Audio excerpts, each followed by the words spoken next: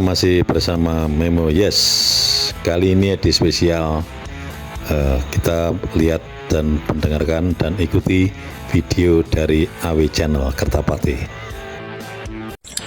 Noam Chomsky, seorang intelektual filsuf dan aktivis politik terkemuka, dikenal karena kritikannya yang tajam terhadap kebijakan luar negeri Amerika Serikat dan tindakan pemerintahannya. Tujuan utama dari kritikannya adalah untuk yang pertama mengungkap kebenaran, kedua mempromosikan keadilan, ketiga mendorong perubahan. Chomsky menggunakan berbagai cara untuk mencapai tujuannya, termasuk menulis buku dan artikel, memberikan kuliah, dan partisipasinya dalam aksi protes. Ia juga dikenal dengan gaya yang bicara yang lugas, tanpa kompromi. Beberapa contoh kritik Chomsky yang terkenal antara lain Perang Vietnam. Chomsky adalah seorang pengkritik keras Perang Vietnam. Ia berpendapat bahwa perang tersebut adalah tindakan agresi yang tidak bermoral dan ilegal. Invasi Irak. Chomsky juga mengkritik invasi Irak pada tahun 2003. Ia berpendapat bahwa perang tersebut didasarkan pada kebohongan dan tidak memiliki justifikasi moral atau hukum. Yang ketiga, kebijakan luar negeri AS di Amerika Latin. Chomsky telah lama mengkritik kebijakan luar negeri AS dan di Amerika Latin sendiri ya. Ia berpendapat bahwa Amerika Serikat telah mendukung rezim-rezim otoriter yang melakukan intervensi militer di negara-negara Amerika Latin untuk melindungi kepentingan ekonominya sendiri. Kritik Chomsky telah membuatnya menjadi tokoh yang kontroversial. Beberapa orang memujinya sebagai orang intelektual dan berani dan jujur, sementara yang lain mengkritik karena dianggap terlalu radikal di Amerika atau anti-Amerika lah, kurang lebih seperti itu. Namun tidak dapat dipungkiri bahwa Chomsky telah memberikan kontribusi yang signifikan terhadap pemahaman kita tentang kebijakan luar negeri Amerika Serikat dan tindakannya. Assalamualaikum sahabat AW Kertapati, kita kembali di Opini AW Kertapati Channel. Memang berbeda dengan para tokoh-tokoh yang ada di Indonesia yang mungkin mengklaim dirinya seorang filsuf, seorang aktivis politik, bahkan seorang intelektual dalam mengkritisi, menganalisa dengan narasi-narasi yang tajam kepada pemerintahan, baik itu pemerintahan Jokowi hingga pemerintahan sekarang ini, Kabinet Merah Putih Prabowo Subianto. Karena memang kita juga perannya di dalam kancah internasional mempunyai kebijakan bebas dan aktif, tidak kesono tidak kesini, bahkan mungkin saja cenderung pasif. Tapi kalau kita membandingkan seorang intelektual, seorang filsuf, bahkan sampai seorang aktivis politik yang sama-sama menganalisa, mengkritisi dengan narasi-narasi yang tajam di dalam negeri ya, tentu saja pemerintahan Jokowi dan Prabowo, tokoh-tokoh ini mungkin kalau banyak pihak itu bukan mengkritisi, bukan menganalisa, tapi mencari panggung. Nah, ketika sudah mentok, tidak diperhatikan oleh pemerintahan yang dituju, yang dikritisi dengan tajam tadi seperti Jokowi dan Prabowo, akhirnya bernarasi jorok untuk bagaimana meraih simpati dari kaum atau orang-orang akar rumput dengan dialektika yang mudah dimengerti. Sementara itu gelar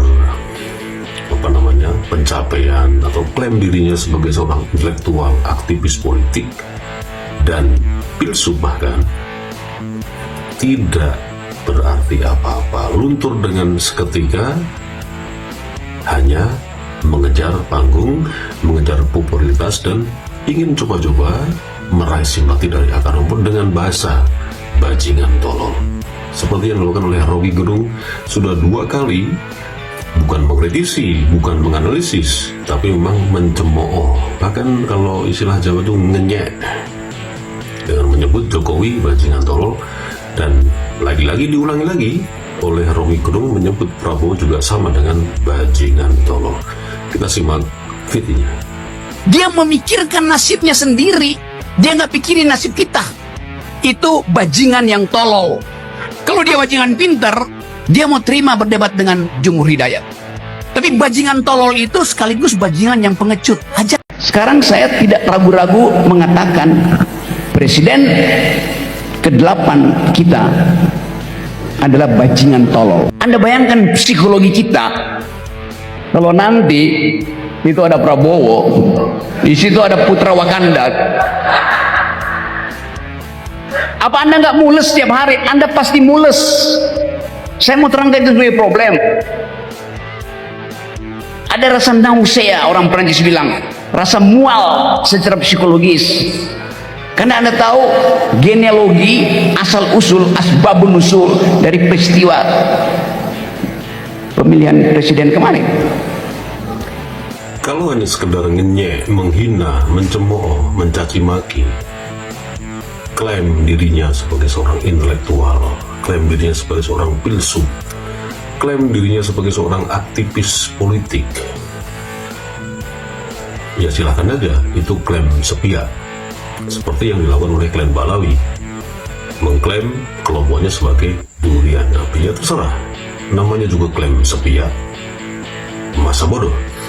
Nah, disinilah perbedaan antara orang-orang yang benar-benar intelektual, benar-benar seorang filsuf, benar-benar seorang aktivis politik.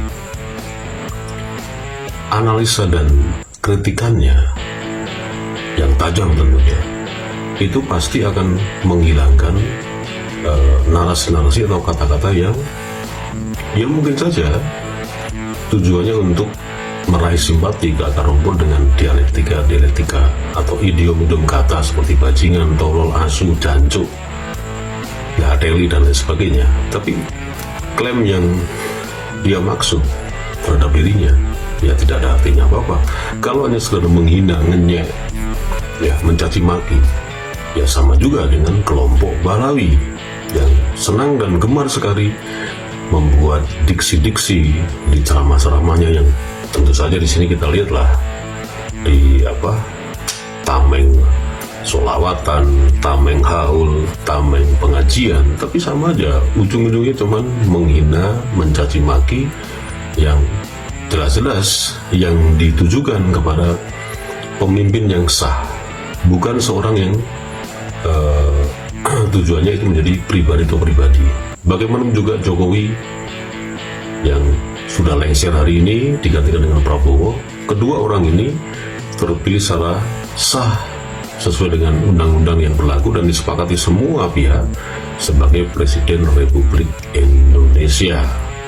Jadi ya akar rumput pun juga tidak mengubris dengan idiom-idiom yang seperti itu, mengatakan Jokowi bajingan tolol, mengatakan Prabowo juga sama dengan bajingan tolol yang dibacotkan oleh Rocky Gerung. Saya tidak membela Jokowi, saya tidak membela Prabowo, tapi disinilah bahwa pemerintah kalau tidak segera membuat tindakan-tindakan yang tegas, terlepas memang kepemerintahan ini harus ada oposisi ke pemerintahan ini dalam menjalankan setiap kebijakan memang harus ada penyeimbang agar kebijakan-kebijakan itu memang benar-benar kebijakan untuk kepentingan masyarakat Indonesia. Oke lah, tapi kalau dengan orang-orang seperti ini, rerasan di TV One, rerasan di Metro TV, rerasan di Kompas TV dan sebagainya media mainstream dengan idiom-idiom yang seperti ini, jancuk, asu, bajingan, tolol, ini akan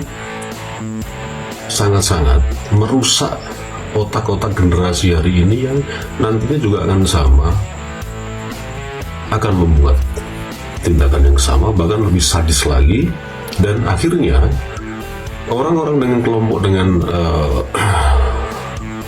cara-cara seperti ini atau kelompok-kelompok seperti ini akhirnya menjadi radikalis, bahkan menjadi teroris. Itu tidak menutup kemungkinan. Ya, kita tunggu saja bagaimana peran pemerintah hari ini. Terlepas sekali lagi, memang harus dijaga dengan oposisi dan terus dikritisi setiap kebijakan-kebijakannya. Tapi kalau saya ulang lagi dengan kata-kata yang seperti itu, ini sangat-sangat sebetulnya tidak mencerminkan bangsa ini yang bangsa bermartabat. demi bangsa yang bermartabat. Itu saja. Wassalamualaikum warahmatullahi wabarakatuh. Gedabrus bersama Memo. Yes.